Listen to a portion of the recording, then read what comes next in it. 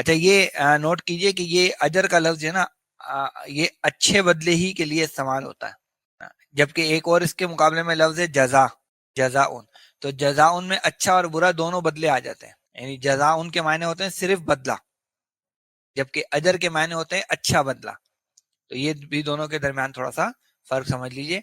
इसीलिए जो पूरा कलमा है ना, दुआया कलमा, वो सिर्फ जजाकल्ला नहीं है, बल्कि वो पूरा होना चाहिए जजाकल्लाहु खैरन, क्योंकि जजाकल्ला में मनफी पहलू भी लिया जा सकता है, मनफी पहलू भी लिया जा सकता है, यानी आप बद्दुआ के तौर पर भी इसको इस्तेमाल कर सकते हैं। गो के किया नहीं जाता मारूफ माना में, लेकिन पूरा कलमा ये बोलना चाहिए जजाकल्लाहु खैरन, क्योंकि जजा में अच्छा और बुरा दोनों। और कुरान मजीद में आया भी है, अहले जन्नत के लिए भी जजा का लफ्ज आया और अहले जहन्नम के लिए भी जजा का लफ्ज इस्तेमाल हुआ है। तो अच्छा बदला हो या बुरा हो, दोनों के लिए। लेकिन अजर का लफ्ज हमेशा अच्छे बदले के माना में ही इस्तेमाल हो।